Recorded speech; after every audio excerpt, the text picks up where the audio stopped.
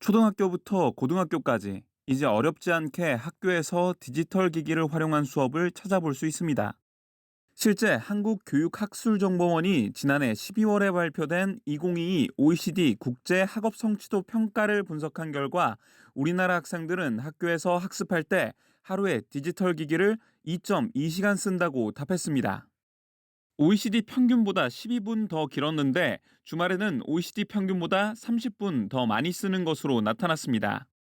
그런데 학습 중 디지털 기기 활용 시간이 1시간 늘었을 때 한국 학생은 수학 성취도가 3점 떨어진 것으로 나타나 2점 감소한 OECD 평균보다 낙폭이 컸습니다.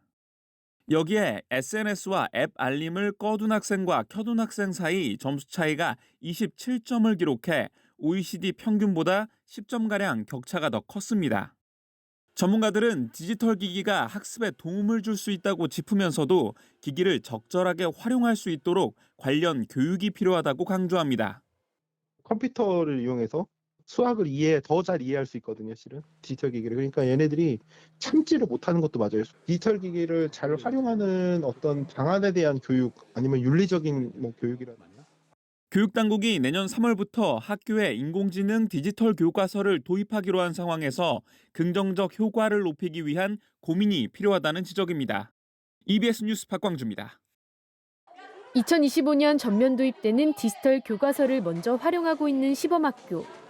수업 때 배운 내용이 곧바로 문제로 나오고 틀리면 인공지능이 추천하는 강의가 제공됩니다. 이렇게 쌓인 학습 이력은 빅데이터로 정리돼 교사가 한 번에 파악할 수 있습니다. 교육부는 이 같은 에듀테크를 활용한 맞춤형 교육을 점차 늘려간다는 구상입니다. 교사 한 명이 여러 학생에게 1대 다로 지식을 전달하는 방식이 잠자는 교실을 만들고 있다고 보기 때문입니다. 에듀테크 수업은 교실에서 얼마나 효과가 있을까?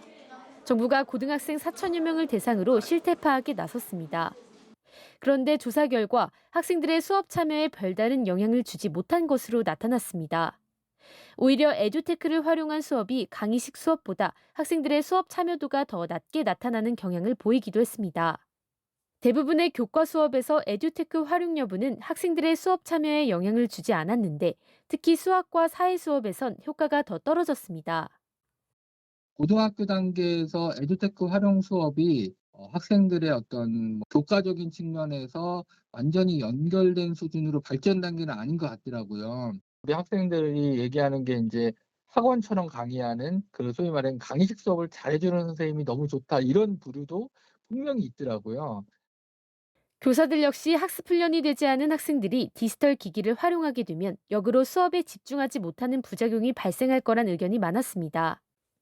아이들이 일찍 스마트폰 여러 디바이스들을 접하면서 너무나 많이 이제 이것으로 인해서 그 집중력이 떨어져 있는 상황인데 오히려 학교에서조차 이 디지털 디바이스의 노출 시간을 늘려주는 것이 이 아이들에게 정말 도움이 되는 건지 중요한 토론들이 일어나야 된다고 생각하고요.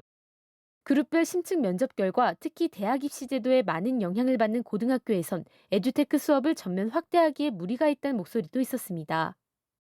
에듀테크는 결코 만능이 아니다. 특히 AI를 이용해서 그런 에듀테크를 이용해서 교육 현장을 바꿔보려고 하는 것은 실제 우리 교육의 현주소와 문제점이 무엇인지에 대한 진단이 제대로 안 된 거예요. 오는 2025년 디지털 교과서가 전면 도입되고 전국 17개 교육청에서도 에듀테크 확대를 필수 과제로 삼은 상황. 기술을 만병통치약으로 보기보다 학생들의 적극적인 수업 참여를 이끌 방안도 고민할 필요가 있어 보입니다. EBS 뉴스 진태입니다. AI 디지털 교과서는 2025년부터 수학과 영어, 정보, 특수교육의 국어 교과에서 우선 도입됩니다. 학습 결손이 있거나 기본 개념이 부족한 학생에게는 보충 학습을, 습득이 빠른 학생에겐 심화 학습을 통해 맞춤형 학습을 지원할 수 있습니다. 학생은 맞춤 교육으로 학습에서 성공을 경험하고 교사는 데이터 기반으로 수업을 디자인하고 개별 학생의 인간적 성장을 이끄는 역할에 더 집중할 수 있습니다. 2028년까지는 예체능과 도덕 등 일부 교과를 제외한 전 과목으로 확대됩니다. 다만 디지털 기기를 접하기엔 이른 나이인 초등학교 1, 2학년은 기존의 서책형 교과서로 수업합니다. 개발 기간이 촉박한 만큼 교과서 발행사와 에듀테크 기업들은 오는 9월부터 본격적인 개발에 들어갑니다. 내년 8월 심사에 합격하면 6개월 동안 안정성을 검토한 뒤 학교 현장에서 쓰이게 됩니다. 학생들의 학습 과정에서 쌓이는 데이터는 정부가 관리하는 통합학습기록 저장소에 모이는데 엄격한 보안과 안전 규정을 준수해 관리할 방침입니다. 교사들의 디지털 교과서 활용 능력을 키워주는 연수도 올해 하반기부터 시작됩니다. 우선 도입되는 교과의 담당 교사 16만 5천 명을 대상으로 내년까지 전체 연수를 실시할 예정입니다. 무엇보다 선생님들의 역량이 가장 중요합니다.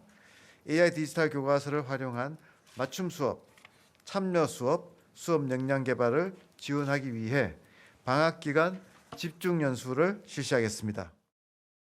교육부는 또 학생들이 디지털 기기와 기술을 안전하고 책임감 있게 사용할 수 있도록 디지털 문해력 교육도 강화할 계획입니다. EBS 뉴스 이상미입니다.